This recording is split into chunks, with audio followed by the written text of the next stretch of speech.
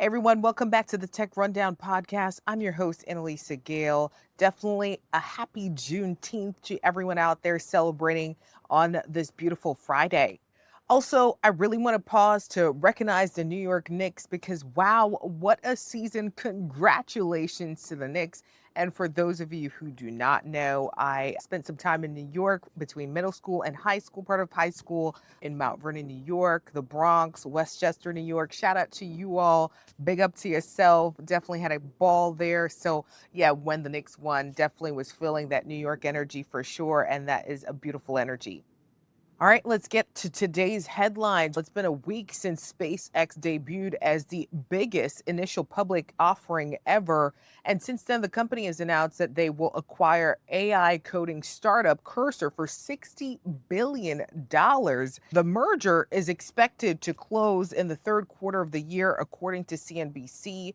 Definitely big news for SpaceX there this week, and exciting news for them for sure as they continue to grow. Lots of people still watching to see how SpaceX will do in the stock market. Definitely was going up a little, down a little this week, as always, but definitely stay tuned to see what else SpaceX does next. Also, watching to see what happens next for Anthropic. We know it's been about a week now since Mythos 5 and Fable 5 were suspended, and they were both built to handle complex coding and deep reasoning.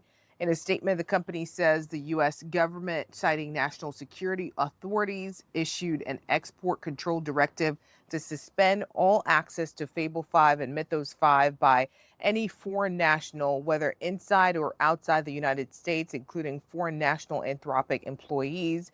The net effect, they say, of that order is that they had to abruptly disable Fable 5 and Mythos 5 for all their customers to ensure compliance. The company said in a statement on Friday, June 12th, they were talking about all of this. So, waiting to see how this will be resolved, if it will be resolved, if Fable 5, Mythos 5 will once again be available to the public anytime soon. Now, according to the Wall Street Journal, Apple plans on raising the prices of some of their products soon. Surprising news, in my opinion, because they just unveiled their MacBook Neo, which is about $600, which some were saying is the affordable MacBook that they will be offering. Tim Cook said in an exclusive interview with the Wall Street Journal that unfortunately price increases are unavoidable. And he says they are doing their best to mitigate the huge increases that are being passed on to them, and they've been trying to shield customers from increases, but the situation has now become unsustainable. Also, let's get to a Pew Research survey, love survey. So, we got to take a look at what is coming out of this latest survey on artificial intelligence and how it's impacting Americans. Now, according to the Pew Research Center, about half of US adults now report using AI chatbots, up substantially from the summer of 2024. And about a third of Americans say they have a smart speaker, and smaller shares have a doorbell or thermostat with AI features. More adults also predict that AI will have a negative rather than positive impact on them and on society. And majorities think AI is advancing too quickly and will put their personal information at risk. About 4 in 10 US adults say they use chatbots for information searching. 38% of employed adults report using chatbots for tasks at work. Also, Americans report using ChatGPT far more than any other chatbots. So, if you were wondering how much people use ChatGPT versus other chatbots, yeah, I can see that.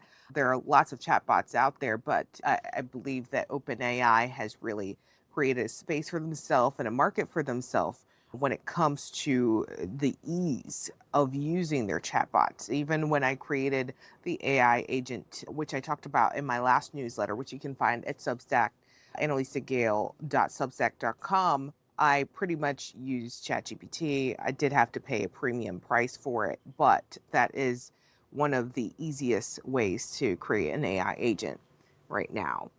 Also, want to tell you about something coming up that if you are a creator, you like creating videos, and the creator economy is a huge part of the world right now in terms of advertising and how marketers use it.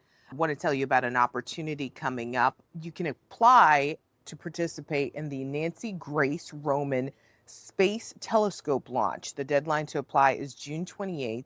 The mission is scheduled to launch on August 30th aboard a SpaceX Falcon Heavy rocket from Launch Complex 39A at NASA's Kennedy Space Center in Florida. And the NASA social event is going to be taking place over 2 days, including the day of launch. A maximum of 50 digital creators will be selected to attend the 2 day event, and you will be provided access similar to what news reporters and other news correspondents are usually provided with. So, this sounds like a great opportunity if you're majoring in communications, journalism at a university in the area or any university across the country. This could be a good way to get some practice and see what life is like as a professional journalist. And of course, we got to talk a little bit about Snap Specs. It's promising to be better than the current smart Ray-Ban Meta glasses and things like that, where people have been using it to shoot content and things like that. But this one, they say, will have a longer battery life and you won't have to use your phone. So I'm not sure what you think about it, but the price tag on the Snap Specs is about 2,190 in the fall. So this could be interesting. $2,195. What do you think? Let me know in the comments. For now, you can check out a recap of all these headlines right now on my Substack. You can head to annalysagale.substack.com. Thanks for tuning in to this week's episode of the Tech Rundown podcast. And don't forget to subscribe so that you can keep up with the latest videos. Even hit the alert button so that you find out as soon as I drop a new video. All right, folks, have a great one. See you next time.